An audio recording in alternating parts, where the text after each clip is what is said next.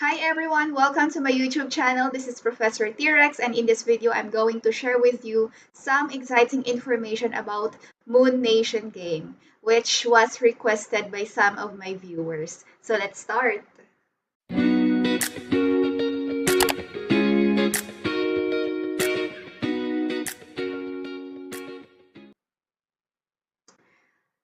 Okay, so this is their main website.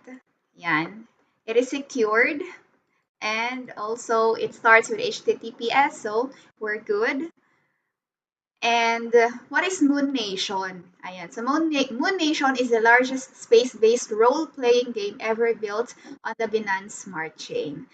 What I like about this is, I don't know, it's the game setting will be in the space, sa moon. So sa mga tao dyan na gusto makapunta sa space, this is our chance no, to have the experience of what it feels like to be at the space. Ayan, so this is the gateway to joining this space adventure.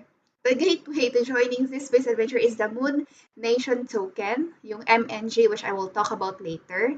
And this is, according to them, a rock solid utility token with reflections and burns on every transaction. So later, I will also tell you why they claim that it is a rock solid utility token. Okay? Ayan. So tokenomics, so MNG's transaction fees will play a key role in its success and longevity. These fees are used to create price stability, steady deflation, and rewards for token holders. Ayan, so ito yung total supply niya, 384 million. And then, 10% of it will be used for the transaction fees, 3% will be for the liquidity, 3% for the reflection. So itong reflection, tokens redistributed back to all token holders. So so para ito sa mga holders ng token. And then 2% will be burned, and then 2% will be used for the marketing development. So yan, no, ito yung kanyang token allocation.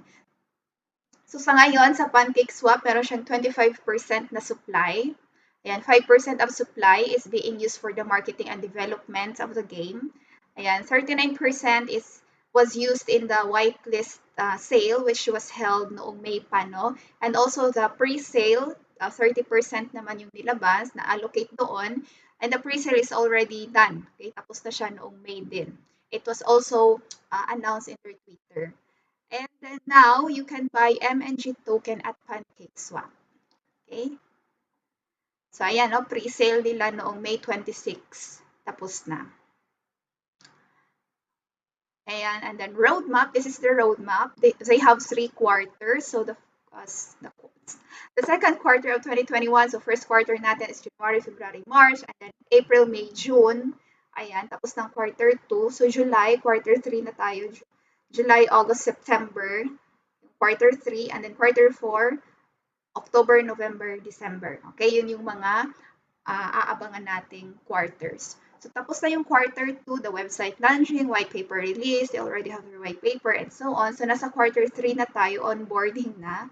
So yung events nila will be collaboration with gaming influencers, which is already happening if you will check their Twitter. Game development begins. Ayan, may mga sneak peek na sila, no? Community expansion, sneak peek at game storyboards, early prototyping, milestone scheduling, and continued marketing. And then quarter 4, ayun, magre-release na sila ng kanilang beta phase. Ayan. Ayan, no? So about us, ito yung team, no, behind the Moon Nation game. Ayan. The CEO, marketing manager, and so on. And you can download their white paper and also their additional document. Maganda yung graphics ng kanilang white paper. And if you want to contact them to reach them, ayan, no, meron silang Twitter, meron silang Discord, and also Telegram. Okay, so let's talk about their white paper.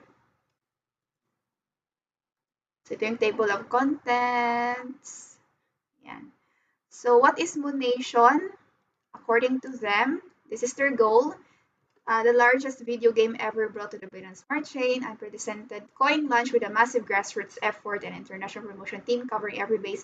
And the third one, a rock solid. This is what I want to emphasize, a rock solid deflationary reflection token that is designed to grow for decades, not just days.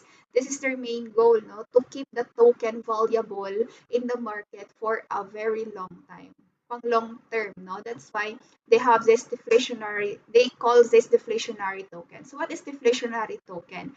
So I just want to inform you guys that deflationary token.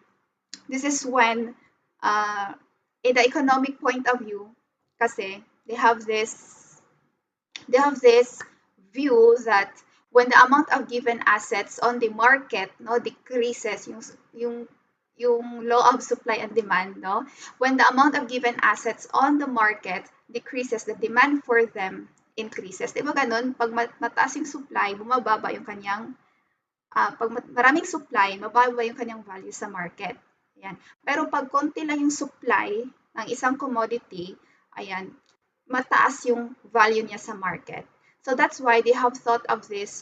They have thought na yung gagawin nila is to make the token deflationary, meaning over time, bababa yung number of tokens available in the market, making the token more, making the price or the value of the token increase. Okay, yan yung impact, no, kapag deflationary yung token. So how many, ano ba yung ways, no, for us to, what are the different ways to achieve this elimination process of tokens? So there are three ways. We have the burning a certain percentage of available tokens. Ayan, i-burn nila. Or purchase tokens and then burn them or block them. Ayan. Or the third one, removing tokens from circulation, supply, no? By placing them on special platforms for this purpose. Yeah. So yun yung three ways. So, I know later on, once the supply decreases, there is a high tendency that the value of the token would really increase. Ayan. Okay, so what can the MNG token do? The first one, guys, is grant you a passport to blast off from your starting colony. So, magkakaroon tayo ng passports dito, no? And yeah, this is one of the features that I like about this game kasi may concept of passport siya. So it feels like you are really a real citizen, no, of the moon or of the space. And also, let you obtain in-game currency, MNB, yung tawag ng in-game currency, which I will also talk about later. And this currency will help you use to enrich your game experience or try to multiply and cash out like casino chips. Ayan. So you can also convert the MNB na in-game currency nila to MNG, and then you can convert it to real cash later. And then also it gives you a safe investment opportunity with endless growth potential, so you can profit while you play. Ayan. So, ayan, ito yung transaction fees. So 3% for liquidity, yan, sa PancakeSwap exchange, and then 3% for reflection, and then 2% for burn, and 2% for marketing and development. So how to get your passport? This is another question, no? So all token holders are considered native citizens. Ayan, of Moon Nation, a civilization in the world of our game. So to leave the Moon Nation and explore the rest of the game's universe, players must obtain a passport. So yun yung gamit ng passport, no? By either, you have to stake your MNG token or participate in the MNG whitelist. Tapos na tong whitelisting, no? So what we have to wait for now for us to get a passport is to stake our MNG. But for now, guys, wala pa silang staking program. Okay, on the process pa lang yung kanilang staking. So for the meantime, what you can do is to buy MNG token at PancakeSwap and hold it lang muna. Okay, and when the staking program starts, you can do staking already. That's it. No? So those with an official passport can visit and join many communities across multiple planets. Ayan. Diba, very exciting. So if you are dreaming to become an astronaut, this is the best way, no, for you to experience space. So in-game currency, ayan, trade your MNG for in-game currency. So ipapakita ko sa inyo mamaya how to get their in-game currency. So sa kanilang gameplay, this is what's gonna happen. Players can achieve higher ranks and learn new skills by doing tasks and spending currency. So here, guys, take note, you will really need to invest for you to move for you to really enjoy the features of the game because you'll be spending currency here. And reaching a new rank can provide rewards, ayan, no, prizes, and special powers. There will be a range of communities for players to join. So, depende kung anong community ka, which can host competitions against each other and even engage in war. After such community conflicts, the winners will receive resources from the losers. Okay? And in addition to individual rewards, there will be community-wide rewards available to win. Okay? So very exciting, no? Pag may mga war and competitions na. And also, players can look forward to a universe inhabited by many aliens. Ito yung parang exciting na part, no? To meet new alien species. Unique resources, weapons, and NFTs all available in the in-game. A variety of avatars to choose from. So you can choose your avatar and top-of-the-line graphics. Maganda din talaga yung kanilang graphics. I've checked, no? May mga sneak peek na kasi sila sa game na to. And then, ayan, token launch nila. So, whitelisting, tapos na siya. Added pre-sale, tapos na din. A fair lunch and pancake, available na po siya sa pancake. Ayan. Okay, so, if you will check their website, ayan, yung game is coming soon pa lang. So this time, guys, I want to introduce you to their Moon Nation Bridge. So this is also like a wallet, no? Wherein you can hold your MNG token.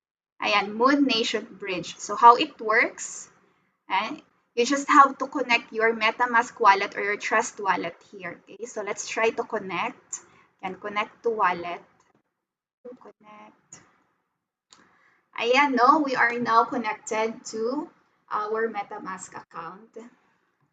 And as you can see there, I already have 4,600 worth of MNG. Nabili ko siya mga 3 days ago, I guess. So, mababa pa yung price niya that time. So, here you can swap your MNG token with their in-game currency na MNB. So, dito lang, oh, from MNG, isa-swap mo lang siya to MNP. Okay, tas approve mo lang. So here you can buy or you can access the game. So si Moon Nation, nandito na siya sa list. Ito siya mga coming soon. Also, they have here the God of War na game. They also have the Avengers, mga coming soon. Ayan. So here we have the Moon Nation. And if you will click this, ayan, no, it will require you an amount of MNP. But for now, they still don't have the price of how much MNP you will need to access the game. Pero yun nga, the initial requirement will be to become a citizen by having a passport. So for us to obtain a passport, we have to stake our MNG token, okay, sa kanilang staking program, which will be announced pa, no? So you have to really check out their Twitter account. Yan. So this is their MNB. Maganda, no, yung kanilang concept kasi meron silang ganito. Meron silang bridge, no, bridging the gap of crypto and games. And then you can just connect your MetaMask wallet. Hindi siya hassle. Okay? So let's check their media, yung kanilang Twitter. Ayan, meron silang announcement dito that the Moon Nation game is to be a legally registered company in England. So there has been no better time to invest in a real project with a real vision and realistic goal. So registered sila, guys, sa England na government. Okay? So ito yung nahanap ko. So kakahanap ko sa web. Ayan. So I checked their profile sa companyinformation.service.government.uk. Ayan. So registered office address nila is at Wenlock Road, London, England. Ayan. Active yung kanilang company status, private limited company. And ayan, no, their nature of business. They are ready-made interactive leisure and entertainment software development. Ayan. So they are registered company. No? Their company number is 134776684. Moon Nation Game Ltd. Ayan, no? Sa mga magtatanong if they are registered, yes, they are. And if we will check, guys, the price of MNG right now, according to CoinGecko, nasa 0.56 ano siya nag peso, so 0.5 yeah, centavos yung kanyang price ngayon. And if you will check the chart, ayan, ginawan ko na siya kanina ng fib, nag-plot na ako in advance. Bumaba yung kanyang price. I guess this was affected by what happened to Bitcoin. Di ba bumaba din si Bitcoin pero nag-bounce back naman siya. So ito yung chart ni Bitcoin. Ayan. So nag-bounce siya, no? Kahapon lang ata. Yan, the great support. Talagang inabangan ko tong bounce na to dito. Yan, dito I stopped trading in this part no of the chart kasi nahihirapan ako eh. Ayan. So we are now hopefully no magbo-bullish market na talaga to, tuloy-tuloy na talaga. Siguro affected itong price niya ng pagbagsak ng Bitcoin. But abang-abangan nyo lang guys yung price ni MNG dito. Ayan. Baka mag-bounce. Kapag mag-bounce dito, tapos umabot na dito sa 0.01, it's gonna go further up at to 0.015.